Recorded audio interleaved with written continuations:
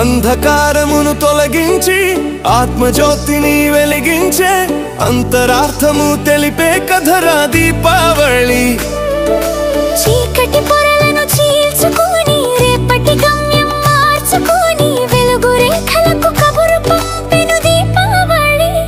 అంబరమంటే సంబరమేరా దీపావళి, అవధులు లేని ఆనందం రా దీపావళి, ఆనందం రా దీపావళి. నరుడిలో ఉన్న సురగుణాలను చిదిమేయాలని చెప్పేది, సౌశీల్యం సౌభాగ్యంగా సాధన మార్గం చూపేది.